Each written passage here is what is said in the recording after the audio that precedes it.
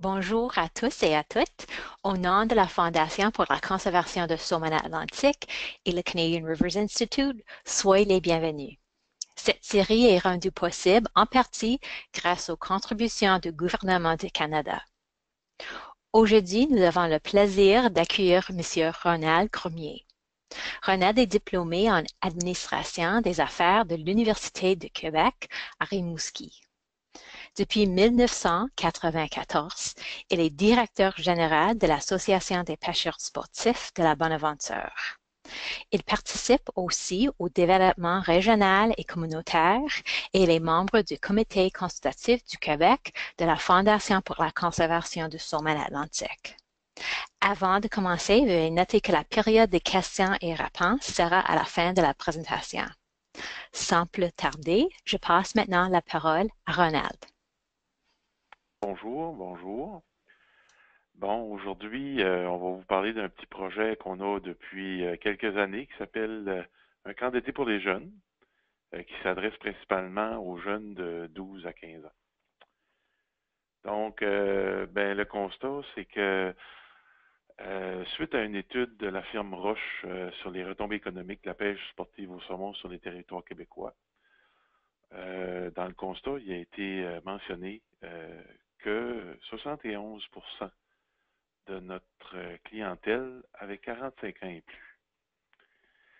Donc de là, on a eu un constat réaliste là, que si on ne s'attaquait pas à la relève, ben dans quelques années, on allait avoir un problème. Donc l'idée de s'attaquer à la relève a fait son petit bonhomme de chemin tranquillement. Donc la prochaine diapositive, là, c'est justement un des éléments du rapport de Roche qui mentionnait clairement là, qui imageait très bien là, la problématique vers laquelle on s'en allait si on donnait pas un coup de barre. Par la suite, en 2009, ben, j'ai eu beaucoup de discussions avec le directeur de l'époque de la Société Cascapedia, M. Marc Gauthier, à ce sujet-là. Puis une coïncidence, on avait été approché par la Maison des Jeunes Pointe-Mire de Verdun cet été-là pour réaliser, pour les accueillir pendant quelques jours sur nos rivières. C'est un programme éducatif qui s'adressait justement à des jeunes qui avaient des problèmes dans la vie pour les réinsérer un peu dans le droit chemin. Puis de là, ben, on a eu des discussions avec ces gens-là de la Maison des Jeunes, principalement M. Mario Vibou et Mme Joanie de la Sablonnière sur un programme qui était dédié à introduire la pêche à la mouche dans la vie de ces jeunes-là. Parallèlement à ça, cet été-là, on a été rencontrer aussi les responsables du camp d'été Bellefeuille, tout près d'ici, tout près de Chandler, où il y a un camp d'été qui est, qui est réalisé à tous les étés depuis de nombreuses années. On a été rencontrer le responsable de ce camp d'été-là, savoir un peu les rouages d'un fonctionnement d'un camp d'été et compagnie. Fait que la deuxième année, l'année suivante, en 2010, ben, on a fait réaliser une petite étude de marché sur l'implantation d'un camp d'été. On a mandaté une firme de la région qui s'appelle Activa Environnement pour réaliser cette étude-là au coût de 8 000 $. On avait des partenaires lors de cette activité-là, de ce projet-là, qui était la MRC de notre coin, la MRC de Bonaventure, la Société Cascapédia et la rivière Bonaventure pour réaliser cette étude de marché-là. Dès 2011, ben, on a approché la Maison des Jeunes de Verdun pour réaliser un genre de projet pilote. Donc, pour nous, nous faire une première expérience, on a accueilli 12 jeunes de la baie des Chaleurs, combinés avec des jeunes de Verdun qui se sont rassemblés pour une période sur la rivière Bonaventure et sur la rivière Grande-Cascapédia. Cette activité-là, c'est sûr qu'on a toujours des partenaires financiers. On a réussi à avoir du financement du Mouvement Desjardins, des Caisses populaires Desjardins, de la MRC de Bonaventure qui croyait énormément à notre projet, puis la Société Cascapédia et la rivière Bonaventure étaient partenaires. On a une image là, du groupe qu'on avait reçu cet été-là. Donc, c'est une activité justement de partenariat entre des jeunes de la ville, des jeunes du coin de Montréal, Verdun, et des jeunes de la baie des Chaleurs. En 2012, ben, vu que notre projet pilote avait été très concluant, ben, on s'est lancé, donc on a implanté un camp des jeunes.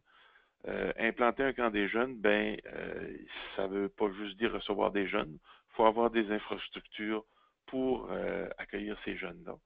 Fait qu'on a monté un projet pour environ 25 000 toujours à peu près avec les mêmes partenaires qui croient à notre projet, la MRC Bonaventure, le Mouvement des Jardins.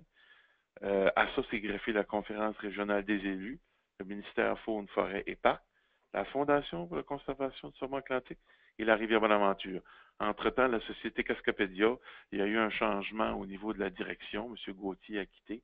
Donc, on s'est retrouvé seul dans l'aventure, la rivière Bonaventure. Fait que quand on parle d'implantation, ben, on a acheté des tentes pour accueillir les jeunes. On a réalisé des plateformes aussi pour accueillir les tentes. On a réalisé nos meubles et accessoires pour les tentes. On a équipé, on a fait l'achat d'équipements de pêche au complet. On s'est tourné vers les énergies renouvelables, l'énergie solaire pour alimenter nos tentes. Puis, on a utilisé nos ressources humaines. On a embauché nos employés qui sont débrouillards pour réaliser là, les aménagements. Voici quelques photos là, des aménagements. Donc, les plateformes qui reçoivent les tentes où sont installés nos jeunes. En atelier, on a réalisé les lits, les tables, les comptoirs et tout la quincaillerie pour dans nos tentes. Puis la dernière photo, mais c'est l'image d'une tente qui accueille des jeunes et des moniteurs avec l'éclairage solaire là, qui donne l'énergie à tous ces équipements-là. On fonctionne également aussi avec approvisionnement en propane là, pour les petits accessoires. Fait que de 2012 à 2017, ben, on opère un camp pour jeunes. Ce que ça implique un camp pour jeunes, ben, c'est continuellement de la recherche de financement, de la planification, de l'organisation. Il faut faire de la promotion, gérer les inscriptions, réaliser l'activité, puis il y a des rapports à fournir à nos partenaires financiers. Un élément que j'ai oublié de mentionner, dans les coûts d'inscription, le conseil d'administration de notre organisme s'est donné comme objectif que le montant d'inscription ne devienne pas une barrière. Donc, c'est 50 par jeune pour participer au camp d'été, qui dure généralement pendant 5 jours. Les jeunes sont logés, nourris, encadrés, déplacés pendant 5 jours pour 50 pour les 5 jours, pas par jour. Donc, 50 étant un montant symbolique, mais on ne voulait pas que le montant d'inscription soit une barrière aux jeunes de s'inscrire. Puis ça a un succès à tous les années. On a des jeunes sur la liste d'attente. On accueille 12 jeunes par été. Puis on a toujours 4, 5, non, 5, 6 jeunes qui sont sur notre liste d'attente. Donc, ben, les images suivantes, c'est un peu les images là, de nos camps, de nos partenaires aussi, qui sont toujours bien présents. On les remercie. Donc, les types d'activités qu'on a, ben, c'est souvent des rassemblements. On a un campement où les jeunes reçoivent de l'information, de la formation. Souvent, on parle du cycle de vie de nos poissons. On parle de la nature. On parle de l'implication aussi, de nos implications dans le respect de la nature et de la faune. C'est souvent des jeunes qui vont parrainer des jeunes, donc c'est une formule gagnante. Des jeunes qui encadrent des jeunes, c'est très gagnant. Les jeunes vont réaliser des mouches à saumon, ils vont réaliser des mouches avec lesquelles ils vont aller plus tard dans les jours suivants pêcher le saumon. Donc, c'est vraiment valorisant pour ces jeunes-là. Donc, en rivière, ben, il y a toujours une formation. Avant d'amener les gens sur le cours d'eau, ben, il y a des précautions à prendre, il y a des éléments à respecter. Donc, toujours un encadrement là, auprès des jeunes.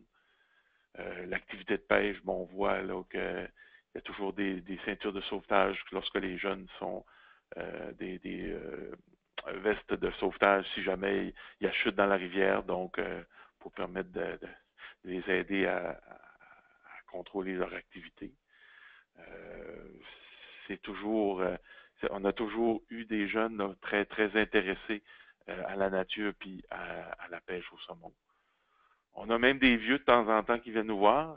Sur l'image, on voit c'est Marc Gauthier, un des instigateurs du projet, qui est toujours quand même un bénévole qui participe à certaines activités de nos camps. Lui, c'est un maniaque de montage de mouches à saumon et à truite. Donc, il tient un atelier là, lors de nos activités là, de camp jeune. Aussi, on parle à nos jeunes du respect des règles et règlements, de l'ensemble des règles et règlements qui touchent la faune. Donc, on se fait un devoir de leur envoyer un agent ou un assistant à la protection de la faune pour justement lui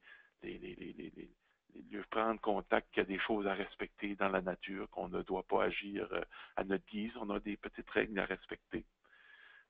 Puis, ben, les jeunes sont très fiers là, de leur activité qu'ils vont réaliser lors du camp. Là. On a aussi, lorsque le niveau de la rivière le permet, une descente en canot. Donc ça réalise, on essaie de réaliser cette activité-là en début de camp, ce qui permet justement des liens entre les jeunes très rapidement, là, entre les gens. Puis, ben, c'est pas très stressant le camp, c'est même relaxant. Fait que, il y a des gens qui se permettent une petite sieste. Fait que, ça termine ma présentation. C'est une activité qu'on tient depuis 2012. C'est grâce principalement à la collaboration de la Maison des Jeunes de Verdun, Madame Joanie de la Sablonnière, qui est au milieu de la photo qu'on voit présentement. Malheureusement, la Maison des Jeunes de Verdun ne peut plus collaborer avec nous vu qu'il y a eu changement d'orientation dans leurs activités. Par contre, pour l'été 2017, on a quand même réussi à avoir un camp qui a été en opération. Mais notre défi, là, c'est pour les années suivantes, là, que c'est très, très demandant. Et ces gens-là, la Maison des Jeunes de Verdun, avaient développé un produit clé en main, donc ils nous offraient l'encadrement complet là, de nos jeunes. Fait que les d'autres faits saillants, ben, depuis 2011, on a accueilli 82 jeunes, c'est réparti sur 7 ans. Puis dans nos statistiques, j'ai fait une recherche, là, on a 14 jeunes qui sont revenus pêcher sur la rivière Bonaventure au fil des années. C'est sûr que je n'ai pas l'information si ces jeunes-là ont été sur d'autres cours d'eau ou d'autres rivières saumon suite à leur camp d'été. Mais on est très fiers, là, il y a 14 jeunes là, qui sont des adeptes de la rivière Bonaventure qui viennent pêcher d'année en année. On a réussi à informer et à sensibiliser ces jeunes-là à la conservation et à la protection du saumon. Puis on espère que ça va devenir des ambassadeurs là, pour le saumon, son habitat et l'ensemble de la faune là, au Québec. Fait que ça conclut ma présentation. Merci beaucoup, Ronald. C'est un excellent programme puis une excellente présentation.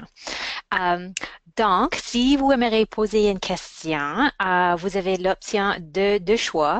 Vous pouvez taper votre question et je peux la lire à haute voix. Ou vous pouvez lever votre main et je peux activer votre microphone. Donc, vous avez deux options.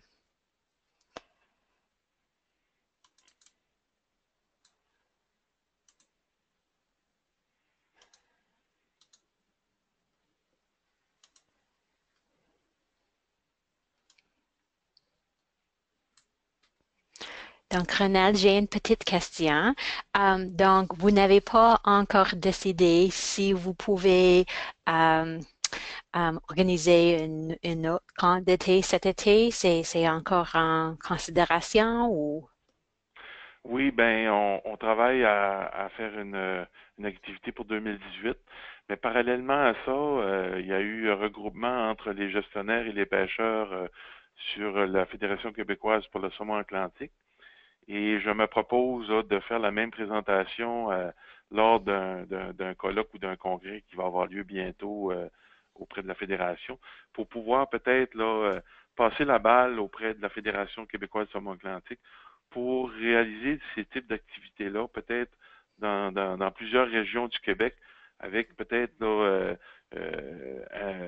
une rotation entre les régions pour ce type d'activité-là. Exemple, en Gaspésie, ça pourrait être en 2019.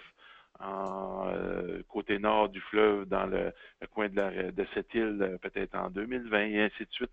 Parce que c'est essoufflant à tous les années pour une corporation de supporter et d'organiser ce type d'activité-là.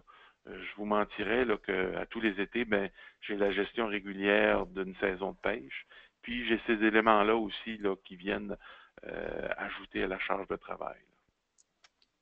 Merci, merci beaucoup. On a reçu une question de Crystal Binns. Crystal demande si vous savez s'il y a des autres programmes, des équivalents dans les autres provinces, comme par exemple au Nouveau-Brunswick. À ma connaissance, non. C'est sûr que nous, on a fait nos recherches là, principalement au Québec lorsqu'on a lancé le projet. Il s'agirait peut-être là de faire quelques vérifications là, mais à ma connaissance, j'ai pas eu, ça n'a pas été porté à mon attention. D'accord, merci beaucoup. Donc, je pense que ça, c'était la seule question. Donc, je te remercie à nouveau. C'était une excellente présentation. Un petit rappel aux participants, notre prochain webinaire aura lieu le 22 novembre. Jonathan Carr de la Fédération du saumon atlantique fera une présentation au sujet de suivre du saumon atlantique dans la mer et dans les rivières. Cette présentation sera en anglais. Le prochain webinaire en français sera le 17 janvier. Cette présentation est intitulée Des jardins du pluie pour le saumon. C'est un projet d'aménagement de bassins versants urbains modèles pour des municipalités riveraines. Je rappelle que la Fondation accepte actuellement les propositions au processus de demande de 2018 et la date limite pour la présentation des demandes est le 15 novembre. Les formulaires et les directives sont disponibles sur le site web de la Fondation. Donc, c'est la fin de notre session de webinaire aujourd'hui. Je vous remercie pour votre participation et Ronan, je te remercie à nouveau. Merci beaucoup. Bonne journée. Au revoir.